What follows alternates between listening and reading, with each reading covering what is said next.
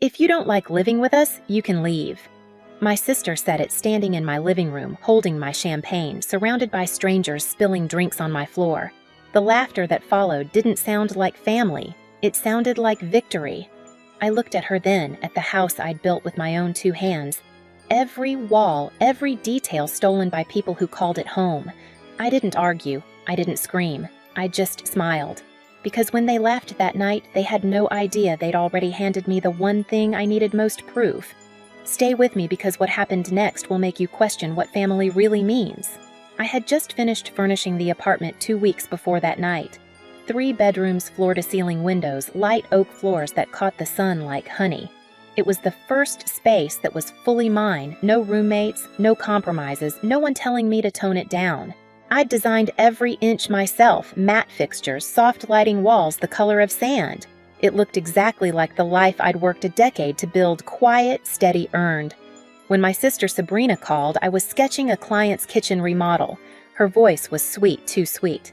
"Just a month," she said. "The contractor said they'll be done by then. You've got 3 bedrooms, right? We'll bring just the essentials."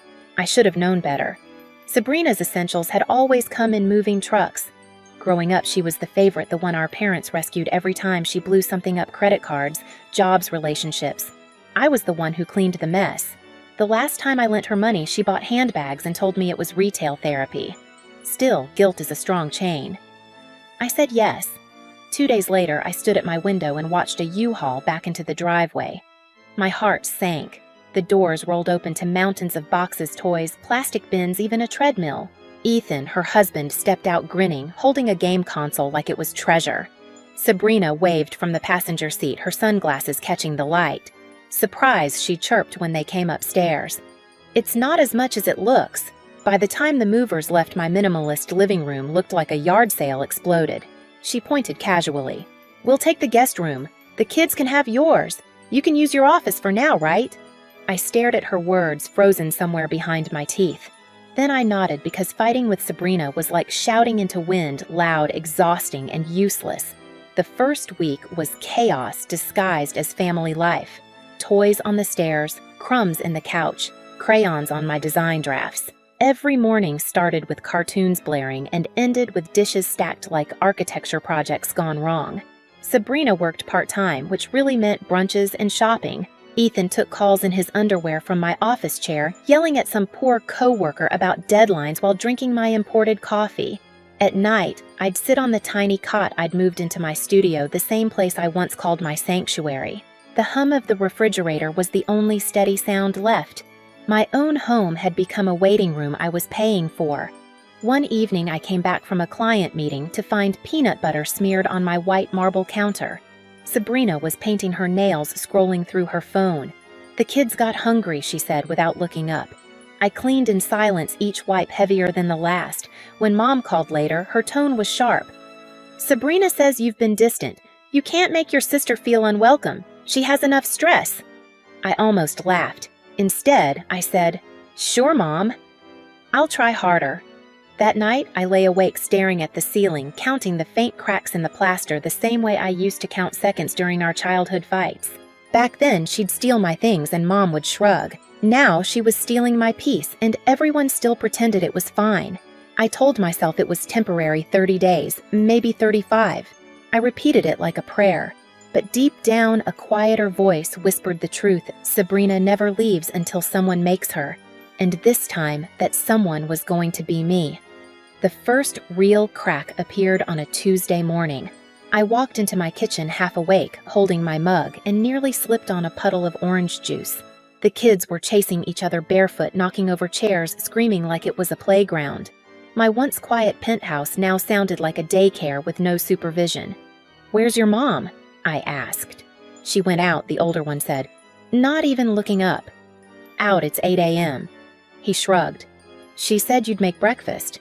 I stood there in my own kitchen, in my own house, and realized I had somehow become the unpaid babysitter. By noon, Sabrina strolled in wearing sunglasses and a shopping bag swinging from her wrist. "You're welcome," she said, dropping a box of pastries on the counter. "For what?" "For breakfast. You didn't have to cook." I stared at her, this woman who could turn any problem into your fault. "Sabrina, you can't just disappear in the morning. I work from home. I have clients. You're always working." She cut in like it was an accusation. "The kids need attention too. They're your kids." She rolled her eyes the way she used to when we were teenagers and she'd been caught lying. "You've always been so uptight, Marisa. Relax. It's family. Family." That word had started to taste bitter. Within weeks, my apartment became unrecognizable. My minimalist shelves bowed under cheap knickknacks Sabrina claimed gave the place warmth. My design books were shoved aside for coloring pages and snack wrappers. Even the air felt different, louder, heavier. Then came the bills. Electricity triple, water double. My cleaning supplies vanished twice as fast. When I confronted her, she shrugged. "4 people use more water than 1, obviously. You're lucky we don't charge you for company." Lucky. Ethan was no better. He turned my office into his gaming corner, complete with snacks and cords tangling across the floor. One afternoon, I found my laptop dead. He'd spilled soda on it and tried to fix it with a towel. Thousands of dollars of client data gone. When I confronted him, he mumbled, "Relax. It's just stuff." That night, I called Tyler, my business partner, and the only person I could vent to without judgment. "I swear," I said, "pacing the hall, they're turning my home into a landfill." "Then stop letting them," he said simply.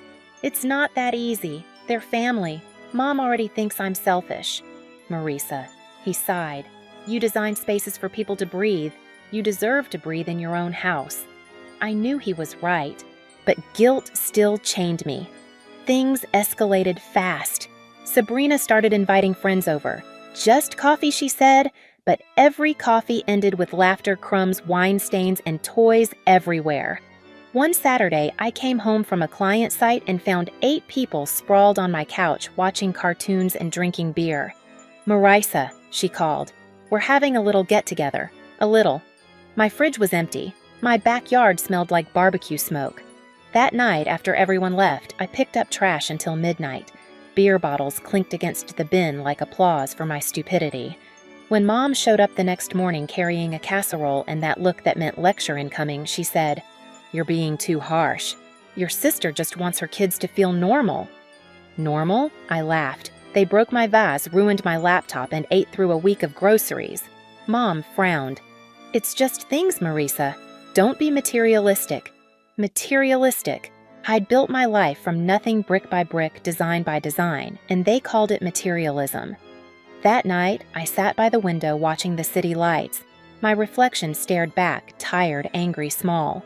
I realized I'd built this beautiful space not to show off, but to have control, to finally feel safe. And now every piece of that control was slipping away under someone else's feet. The next morning, Sabrina knocked on my door holding a bottle of wine. "Don't be mad," she said sweetly. "I'm planning Ethan's birthday here, just family." I stared at her for a long time, then said the only thing I could. "Do what you want, Sabrina. You always do." I didn't know it then, but that sentence was the last thread holding my silence together. The party would cut it clean in half. The night of the party, I came home to find strangers on my balcony. Loud music spilled from the speaker's base, shaking the floors. Someone had hung gold balloons that spelled out Ethan's birthday across my glass wall, crooked taped right over the clean lines I'd designed. The smell of beer and cheap perfume replaced the candle scents I loved. I froze in the doorway. My minimalist sanctuary looked like a frat house. Sabrina spotted me and waved, holding a champagne glass. "You made it," she shouted like I was a guest in my own home. "Grab a drink. You look so serious." "Serious?" I said, stepping inside. "Sabrina, what is this, a party?" she said, laughing. "Relax. You could use one." People brushed past me, leaving streaks of frosting on the counters. Ethan had music blasting from my Bluetooth system, dancing like he'd paid rent here. One of their friends plopped onto my cream couch with a plate of wings. Grease dripped onto the cushions. I turned off the music. The sudden silence hit like a slap. "Hey!" Ethan shouted. "What the hell? This isn't your house," I said quietly. I never agreed to this. Sabrina laughed high and sharp. "Oh, come on. It's one night. You've been such a buzzkill lately. Let us enjoy life for once." "You've been enjoying my life for months," I snapped. "My food, my space, my time." Her smile faltered. You're overreacting. It's just family. I looked around at the crowd, half of them strangers. Then where's the family? For a moment, nobody spoke. Then someone in the back muttered, Chill, it's just a party.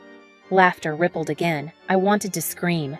Instead, I picked up an empty glass from the counter, rinsed it, and set it back in the cabinet. The sound of glass clinking against glass was the only sound in the room. Sabrina stepped closer.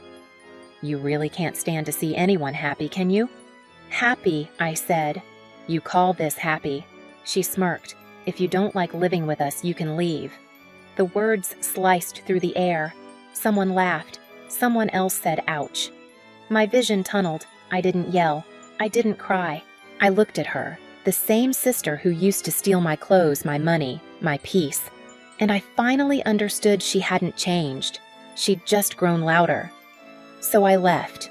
No door slam. No dramatic exit. I picked up my keys, my purse, and walked past them like a ghost moving through smoke. The hallway outside was cold and silent. The noise behind me grew muffled like it belonged to another world. I drove to a small hotel 10 blocks away. The clerk barely looked up when I checked in. Rough night, he asked. You have no idea, I said. In the room, I sat on the bed, still hearing echoes of laughter through my skull. I stared at my hands. They were steady. It surprised me, because inside, something had just broken free. I opened my phone and scrolled through old messages, Mom defending Sabrina, Dad staying quiet, Sabrina asking for small favors. It was all the same story, over and over. I'd just been pretending not to see it. The next morning, I drove back. My stomach clenched when I unlocked the door. Silence. Then the smell hit me. Beer sweat, something burned. The living room was wrecked, plates on the floor, a puddle of wine on the rug, one of the kids' toys floating in it like a casualty. My home looked like it had survived a storm. I stood there breathing through my teeth, then walked to the stereo and turned on soft jazz, the kind I used to play when I worked. The melody floated above the mess like a dare.